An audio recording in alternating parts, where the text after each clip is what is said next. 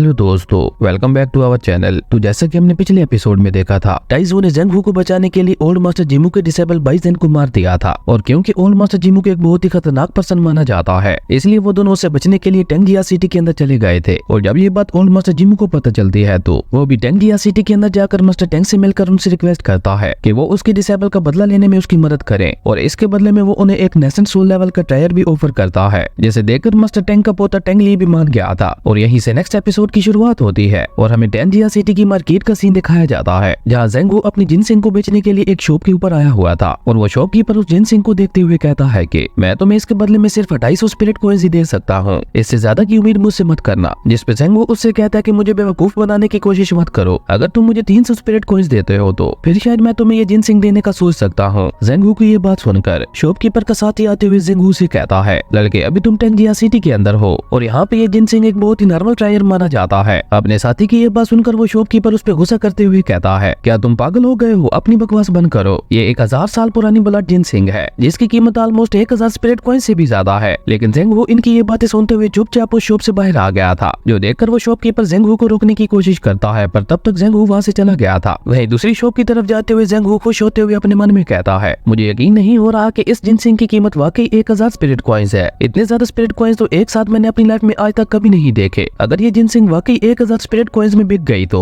टाइजू और मेरी तो लाइफ बन जाएगी। और अभी ये सब सोचते हुए ज़ेंग हू वहाँ से आगे बढ़ ही रहा था कि तभी टेंगिया सिटी के 2 गार्ड्स ने उसके सामने आते हुए उसका रास्ता रोक लिया था। और उन गार्ड्स को वहाँ देखकर आसपास के सभी लोग भी डर के मारे वहाँ से भाग गए थे। वहीं उन गार्ड्स ने ज़ेंग हू को कुछ कहे बगैर ही अपनी सोर्ड्स को बाहर निकालते हुए अचानक ही ज़ेंग हू के ऊपर अटैक कर दिया था, जो देखकर ज़ेंग हू ने उन लोगों के ऊपर अपनी फायर बॉल से अटैक करते हुए उनके अटैक्स को रोक दिया था। और उसके बाद ज़ेंग हू उन दोनों गार्ड से कहता है, ये तुम क्या कर रहे हो, क्या तुम्हें पता नहीं है कि टेंगिया सिटी के अंदर इस तरह से किसी के ऊपर अटैक करना मना है। लेकिन वो दोनों गार्ड ज़ेंग हू को कोई भी जवाब नहीं देते और उन्होंने दोबारा अचानक ज़ेंग हू के ऊपर अटैक कर दिया था, जो देखकर ज़ेंग हू ने भी अपनी सोर्ड को बाहर निकालते हुए किसी तरह से उन दोनों के अटैक्स को रोक लिया था। और उसके बाद जैसे ही ज़ेंग हू वहाँ से भागने की कोशिश करता है तो वो एक फॉर्मेशन से टकराकर वहीं पे नीचे गिर गया था। ऐसी ट्रैप फॉर्मेशन टेंगिया सिटी के अंदर जगह जगह पे लगे हुए लैंप्स के अंदर लगाई गई थी, ताकि कोई भी यहाँ से ऐसे ही ना भाग पाए। और ज़ेंग हू को इस तरह से नीचे गिरे हुए देखकर वहाँ पे टेंग ली की आवाज आती है, जो ज़ेंग हू से कहता है कि टेंगिया सिटी के अंदर फ्लाइंग सोर्ड का यूज करना मना है, क्या तुम में इतनी भी कॉमन सेंस नहीं है। मुझे तो अभी भी यकीन नहीं हो रहा कि तुम्हारे जैसे एक बेवकूफ लड़के ने बाइज़ेन को कैसे मार लिया। और तभी उन दोनों गार्ड्स ने पीछे से आते हुए दोबारा ज़ेंग हू के ऊपर अटैक करना शुरू कर दिया था, जो देखकर ज़ेंग हू वहाँ पे अपना पूरा दम लगा के भागने की कोशिश करता है। लेकिन वो दोनों गार्ड्स लगातार अपनी सोर्ड से ज़ेंग हू के ऊपर अटैक किए जा रहे थे, जिनसे ज़ेंग हू बहुत ही मुश्किल से बचते हुए भाग रहा था। और वो भागते भागते आके उसी जगह पे रुक गया था जहाँ पे टेंग ली भी खड़ा हुआ था, जो ज़ेंग हू को मजाक उड़ाते हुए कहता तुम तो बहुत ज्यादा स्लो हो। और तभी टेंग ली के दोनों गार्ड्स भी ज़ेंग हू के पीछे पहुंच चुके थे, जो देखकर ज़ेंग हू टेंग ली से कहता है, तो तुमने मुझे यहाँ पे पकड़ने के लिए पहले ही जाल बिछा रखा था। जिस पे टेंग ली एक लंबी सांस छोड़ते हुए उससे कहता है कि तुम इस काबिल नहीं हो कि तुम्हें पकड़ने के लिए मुझे कोई जाल बिछाना पड़े। और ये कहकर टेंग ली ने भी नीचे जंप लगाते हुए वहाँ पे अपना ऑरा रिलीज कर दिया था, जो देखकर ज़ेंग हू उससे पूछता है कि कौन हो तुम और तुम मेरे पीछे क्यों पड़े हुए हो। जिस पे टेंग ली एक डेविल स्माइल करते हुए ज़ेंग हू से कहता है कि मैं वो पर्सन हूँ जो आज यहाँ पे तुम्हारी जान लेने के लिए आया है। टेंग ली की ये बात सुनकर ज़ेंग हू ने गुस्से से अपनी फायर बॉल से उसके ऊपर अटैक कर दिया था। उसके बाद हम टाइजू को देखते हैं, जो अभी भी अपने रूम में बैठकर उसी फ्लाइंग सोर्ड को रिफाइन करने की कोशिश कर रहा था। और इस बार टाइजू अपने ब्लड को बाहर निकालते हुए उस फ्लाइंग सोर्ड के साथ अपना ब्लड इंपैक्ट बनाने की कोशिश करने लगता है। और जैसे ही टाइजू अपना ब्लड उस फ्लाइंग सोर्ड के अंदर ट्रांसफर करता है तो वो फ्लाइंग सोर्ड एक बार फिर से आउट ऑफ कंट्रोल हो गई थी। लेकिन अब टाइजू ने भी ठान ली थी कि वो किसी भी हालत में इस फ्लाइंग सोर्ड को रिफाइन करके रहेगा। और देखते ही देखते बहुत ज्यादा मेहनत के बाद आखिरकार टाइजू ने उस फ्लाइंग सोर्ड को पूरी तरह से रिफाइन कर लिया था। और ऐसा होते ही उस फ्लाइंग सोर्ड से बहुत ही ज्यादा पावरफुल एनर्जी रिलीज होती है, जो देखकर टाइजू भी बहुत ज्यादा खुश हो गया था। और वो उस फ्लाइंग सोर्ड को कंट्रोल करते हुए मास्टर सीतू से पूछता है कि इस लिटिल फ्लाइंग सोर्ड को डैन बाउ कहा जाता है ना। जिस पे मास्टर सीतू हंसते हुए कहते हैं कि इसे सिर्फ डैन बाउ नहीं बल्कि टॉप क्वालिटी का डैन बाउ कहा जाता है, पर अब तुम्हें अपने इस डैन बाउ को लेकर बहुत ज्यादा केयरफुल रहना होगा, क्योंकि अगर अब इसे कुछ हुआ तो उसका असर तुम्हारी बॉडी के ऊपर भी पड़ेगा। जिसपे टाइजू कुछ कह पाते उससे पहले ही टाइजू को एहसास होता है कि टेंगिया सिटी के कुछ गार्ड्स उसे ढूंढते हुए यही आ रहे हैं। और ये एहसास होते ही टाइजू वहाँ से भाग गया था। और जब वो सभी गार्ड्स आकर टाइजू के रूम को चेक करते हैं तो उन्हें वहाँ पे कोई भी नहीं दिखता। लेकिन वो खुली खिड़की को देखकर ये बात समझ गए थे कि वो लड़का यहाँ से भाग गया है, इसलिए वो भी बहुत तेजी से भागते हुए टाइजू का पीछा करने लगते हैं। वहीं टाइजू जो उनसे बचते हुए मार्केट के अंदर आ गया था, वो सोचते हुए अपने मन में कहता है कि आखिर टेंगिया सिटी के ये गार्ड्स मुझे यहाँ पे मारने के लिए क्यों आए हैं। और ये कहकर टाइजू ने वहाँ पे खंबे के ऊपर अटैक करते हुए उन गार्ड्स का रास्ता रोक दिया था। और वो खुद काफी तेजी से भागता हुआ उनकी नजरों के सामने से ओझल हो गया था। और अब टाइजू को भी टेंगिया सिटी के अंदर कुछ गड़बड़ लगने लगी थी, इसलिए वो टेंगिया सिटी से बाहर निकलने की सोचता है। और जैसे ही वो अपनी फ्लाइंग सोर्ड से वहाँ से बाहर निकलने की कोशिश करता है तो उससे पहले वहाँ पे उन लैंप्स के अंदर लगी हुई ट्रैप फॉर्मेशन दिख गई थी। और तभी अचानक ही दो गार्ड्स ने उसके सामने आते हुए उसके ऊपर अटैक कर दिया था। लेकिन टाइजू उन दोनों के अटैक से बचता हुआ उल्टा उन दोनों के ऊपर ही अटैक करके वहाँ से बहुत ही तेजी से भाग गया था। लेकिन थोड़ा आगे आने के बाद ही उन गार्ड्स ने चारों तरफ से टाइजू को घेर लिया था, जो देखकर टाइजू सीरियस होते हुए अपने मन में कहता है कि मुझे जल्द से जल्द ज़ेंग हू को ढूंढकर इस सिटी से बाहर निकलना होगा। और ये सोचकर टाइजू ने अपने सामने वाले दोनों गार्ड्स को बहुत ही बुरी तरह से मारते हुए दोबारा वहाँ से आगे की तरफ बढ़ गया था। लेकिन जैसे ही टाइजू वहाँ से आगे बढ़ता है तो तभी टाइजू को वहाँ पे किसी लेट स्टेज के फाउंडेशन बिल्डिंग रियलम के कल्टीवेटर के होने का एहसास होता है, इसलिए टाइजू वहीं पे रुक गया था। जो देखकर टेंगली जो पीछे वाली वाल के ऊपर खड़ा था वो टाइजू से कहता है कि तुम अपने उस बेवकूफ साथी से तो काफी ज्यादा समझदार हो, क्योंकि तुम्हें पकड़ने के लिए इस यंग मास्टर को खुद यहाँ पे आना पड़ा है। और ये कहकर वो काफी तेजी से मूव करता हुआ अचानक ही टाइजू के पीछे आ गया था और टाइजू को समझ पाता उससे पहले ही उसने टाइजू के ऊपर अटैक कर दिया था, जिसके इम्पैक्ट की वजह से टाइजू वहाँ पे मौजूद घरों की दीवारों को तोड़ता हुआ काफी पीछे जा गिरा था। और टेंगली के सिर्फ इस एक अटैक में ही टाइजू की हालत बहुत ज्यादा खराब हो गई थी, लेकिन फिर भी टाइजू किसी तरह से खुद को संभालते हुए दोबारा खड़ा हो गया था। जो देखकर टेंगली एक स्माइल करते हुए ज़ेंग हू की बॉडी को टाइजू के सामने फेंकते हुए कहता है, तुम यहाँ पे अपने इसी दोस्त को ढूंढ रहे थे ना। ज़ेंग हू की बॉडी को देखकर टाइजू को एक झटका लगता है और वो भागकर ज़ेंग हू की बॉडी के पास जाकर उसे चेक करने लगता है, लेकिन यहाँ पे ज़ेंग हू वाकई मर चुका था। जो देखकर टाइजू गुस्से से टेंगली से कहता है कि मेरी तुम्हारे साथ कोई भी दुश्मनी नहीं थी, फिर तुमने ऐसा क्यों किया। जिसपे टेंगली टाइजू से कहता है क्योंकि मुझे ऐसा करने के लिए एक टास्क मिला था। टास्क वाली बात सुनकर टाइजू भी समझ गया था कि हो ना हो ओल्ड मैन जिमू ने इसे वो टास्क दिया होगा, और वो ये बात कंफर्म करने के लिए टेंगली से कहता है तो तुम्हें ये टास्क ओल्ड मैन जिमू ने दिया है। जिसपे टेंगली उसे कहता है हाँ तुम काफी समझदार हो। जो सुनकर टाइजू सैड होता हुआ दोबारा ज़ेंग हू की बॉडी को देखने लगा था। जो देखकर टेंगली उससे कहता है कि तुम फिक्र ना करो, बहुत जल्द मैं तुम्हें भी तुम्हारे दोस्त के पास पहुंचा दूंगा। टेंगली की ये बात सुनकर टाइजू को इतना ज्यादा गुस्सा आता है कि उसने अचानक ही अपने डैन बाव से टेंगली के ऊपर अटैक कर दिया था। लेकिन टेंगली के सेंसेस भी बहुत ज्यादा तेज थे, इसलिए उसने टाइजू के इतना ज्यादा फास्ट अटैक को भी बहुत ही आसानी से रोक लिया था। और टेंगली टाइजू के उस डैन बाव को देखते हुए कहता है कि मुझे यकीन नहीं हो रहा कि तुम्हारे जैसे एक यूजलेस पर्सन के पास एक टॉप ग्रेड का डैन बाव है, पर कोई बात नहीं, तुम्हें मारने के बाद ये मेरा हो जाएगा। और ये कहकर टेंगली टाइजू के ऊपर अटैक कर पाता उससे पहले ही टाइजू ने ही दोबारा अपने डैन बाव से उसके ऊपर अटैक करना शुरू कर दिया था। लेकिन टाइजू का कोई भी अटैक टेंगली को टच भी नहीं कर पा रहा था। जो देखकर टेंगली टाइजू से कहता है कि अगर तुम फाउंडेशन बिल्डिंग रियलम में होते तो वाकई तुम्हारे साथ फाइट करने में बहुत ज्यादा मजा आता, पर कितने अफसोस की बात है कि तुम अभी जस्ट की कंडेंसिंग स्टेज पे हो,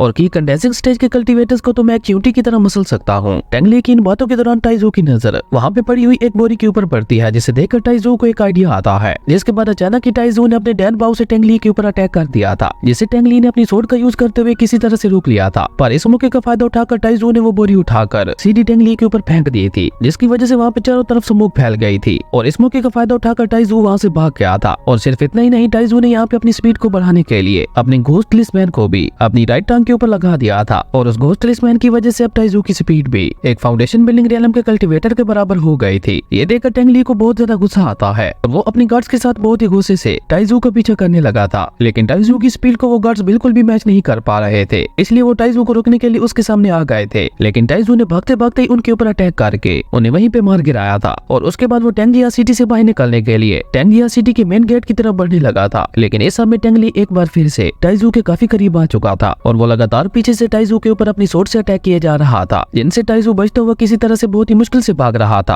और अपनी स्पीड बढ़ाने के लिए यहाँ पे टाइजू ने स्पिरिट लिक्विड को भी पी लिया था। और उस स्पिरिट लिक्विड को पीते ही टाइजू की सारी स्पिरिचुअल एनर्जी वापस रिस्टोर हो गई थी, जिसके बाद टाइजू वहाँ पे और भी तेजी से भागने लगा था। ये देखकर टेंगली उससे कहता है नाइस नाइस, मैंने तुम्हें अंडर एस्टिमेट किया, लेकिन तुमने तो अपने अंदर बहुत सारे राज छुपा रखे हैं। तुम्हारे साथ फाइट करना वाकई बहुत ज्यादा इंटरेस्टिंग होता जा रहा है। और ये कहकर वो दोबारा पीछे से अपनी सोर्ड से टाइजू के ऊपर अटैक्स करने लगा था। लेकिन टाइजू अपने घोस्ट लिस्टमैन की वजह से उसके सभी अटैक से बचता हुआ बहुत ही तेजी से भाग रहा था। लेकिन तभी टाइजू के घोस्ट लिस्टमैन की पावर भी अब धीरे धीरे कम होने लगी थी। जो देखकर टाइजू खुद से ही कहता है कि मुझे जल्द से जल्द यहाँ से बाहर निकलने का कोई ना कोई रास्ता ढूंढना ही होगा, क्योंकि अगर ऐसे ही चलता रहा तो मैं यहाँ पे बहुत ही जल्द मारा जाऊंगा। वहीं टेंगली टाइजू को इस तरह से भागते हुए देखकर उससे कहता है कि तुम जितना मर्जी भाग लो, लेकिन तुम मेरी इस टेंगिया सिटी से मेरी इजाजत के बगैर कभी भी बाहर नहीं निकल पाओगे। और ये कहकर टेंगली ने अपनी खास टेक्निक का यूज करते हुए हजारों मल्टीपल स्पिरिचुअल सोर्ड से पीछे से ही टाइजू के ऊपर अटैक कर दिया था। लेकिन टाइजू ने एक दीवार के पीछे छुपते हुए किसी तरह से खुद को इस अटैक से बचा लिया था। और टेंगली के इस अटैक की वजह से वहाँ पे एक बहुत बड़ा ब्लास्ट होता है, जिसकी वजह से वहाँ पे लगे हुए कुछ लैंप्स भी डिस्ट्रॉय हो गए थे। और ऐसा होते ही टाइजू को भी पता चल गया था कि वो ट्रैप फॉर्मेशन असल में इन्हीं लैंप्स के अंदर फिट की गई है। उसके बाद तो टाइजू उन सभी लैंप्स को डिस्ट्रॉय करता हुआ अपनी फ्लाइंग सोर्ड से वहाँ पे काफी तेजी से भागने लगा था। ये देखकर टेंगली को बहुत ही ज्यादा गुस्सा आता है और वो गुस्से से टाइजू से कहता है कि तुम्हारी हिम्मत कैसे हुई टेंजिया फैमिली की फॉर्मेशन को डिस्ट्रॉय करने की। और ये कहकर वो टाइजू के डैनबा को पकड़ने के लिए अपने जायंट स्पिरिचुअल हैंड का यूज करता है। अगले सीन में हमें टेंजिया फैमिली के मेंशन का सीन दिखाया जाता है, जहाँ पे मास्टर टेंग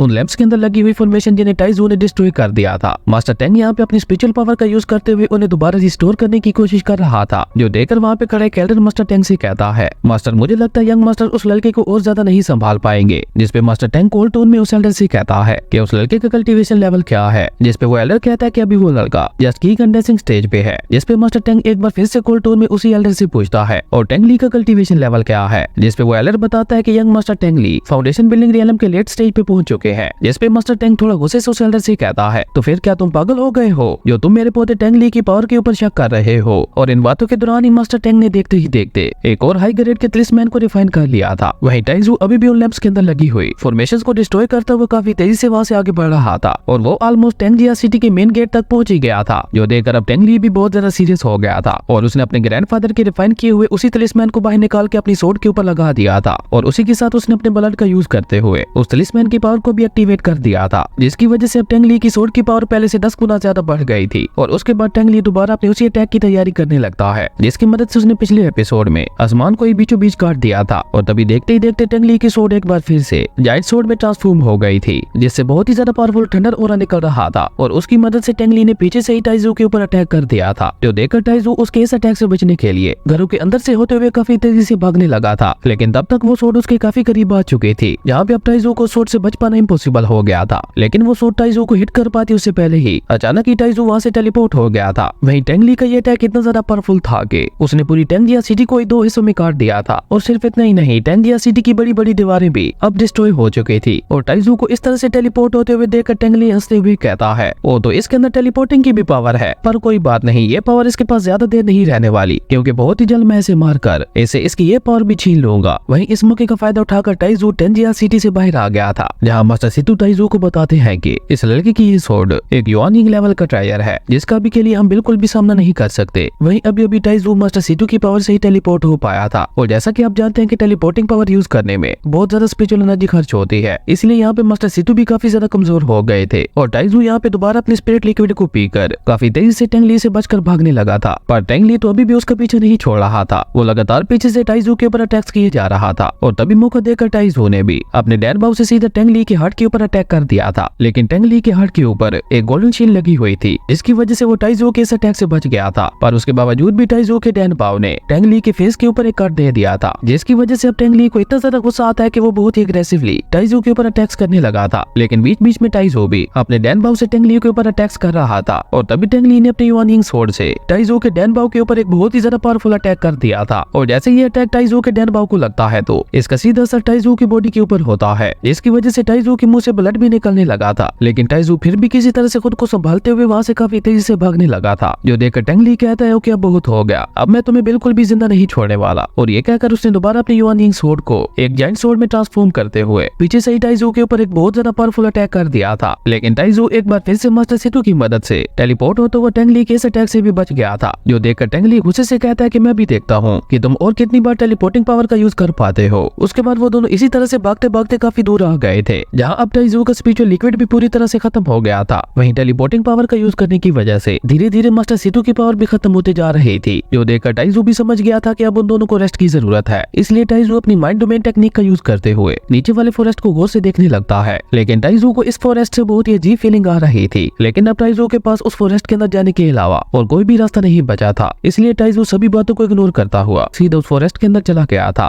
वहीं जब टेंग ली टाइजू को उस फॉरेस्ट के अंदर जाते हुए देखता है तो उसे अपने ग्रैंडफादर की कही हुई बात याद आती है, जहाँ उन्होंने टाइजू को इस फॉरेस्ट में जाने के लिए बहुत ही सख्ती से मना किया था, क्योंकि इस जंगल के अंदर चारों तरफ फोग ही फोग फैली हुई थी। और सिर्फ इतना ही नहीं, इस जंगल के अंदर बहुत सारे पॉइजनस क्रिएचर्स भी मौजूद है और इस जंगल के बारे में कहा जाता है कि जो कोई भी इस जंगल के अंदर जाता है तो वो कभी भी यहाँ से वापस लौट कर नहीं आता। और इस जंगल की सबसे खतरनाक चीज है ब्लू वाइन, जिसकी जड़ इस जंगल में चारों तरफ फैली हुई है और जो कोई भी इस जंगल में कदम रखता है तो वो ब्लू वाइन उसे अपनी जड़ों में जगह लेता है। इसलिए टेंग ली के ग्रैंडफादर ने उसे उस फॉरेस्ट के अंदर जाने के लिए मना किया था और उसे वार्निंग देते हुए कहा था कि जब तक तुम्हारी लाइफ खतरे में ना हो तब तक तुम भूल कर भी उस जंगल के अंदर मत जाना। अपने ग्रैंडफादर की ये सारी बातें याद करके टेंग ली अपनी युआनिंग सोर्ड के अंदर अपनी स्पिरिचुअल पावर को ट्रांसफर करते हुए कहता है कि अब तो मेरे पास ये युआनिंग लेवल की सोर्ड मौजूद है और इस सोर्ड के होते हुए फिर भला मुझे इस जंगल के अंदर क्या खतरा होगा। और जब वो की कंडेंसिंग स्टेज का कल्टीवेटर इस जंगल के अंदर जा सकता है तो फिर मैं क्यों नहीं, और आज मुझे उस लड़के को मारने से कोई चीज भी नहीं रोक सकती। और ये कहकर टेंग ली भी अपनी पावर के घमंड में चूर होकर उस जंगल के अंदर चला गया था। वह दूसरी तरफ तरफ जैसे ही टाइजू उस जंगल के अंदर अपना पहला कदम रखता है तो उस ब्लू वाइन की रूट्स ने टाइजू को जगड़ना शुरू कर दिया था, जो देखकर टाइजू अपनी फायर से उन रूट्स के ऊपर अटैक करके उन्हें डिस्ट्रॉय करने की कोशिश करता है। लेकिन जितना वो उन रूट्स को रोकने की कोशिश कर रहा था, वो रूट्स उतना ही ज्यादा टाइजू को अपने अंदर जगड़ रही थी। और अब तो उस ब्लू वाइन ने अपनी रूट्स की मदद से टाइजू को अपनी तरफ खींचना भी शुरू कर दिया था, जो देखकर मास्टर सेतु टाइजू को बिल्कुल शांत रहने के लिए कहते हैं। वो टाइजू को बताते हैं कि तुम जितना ज्यादा इन रूट्स के साथ फाइट करने की कोशिश करोगे, ये उतना ही ज्यादा तुम्हें अपने अंदर जगड़ेंगी, इसलिए खुद को बिल्कुल ढीला छोड़कर इनके हवाले कर दो। मास्टर सेतु की यह बात सुनकर टाइजू बिल्कुल वैसा ही करता है और ऐसा होते ही वो रूट्स खुद ब खुद ही पीछे चले गए थे,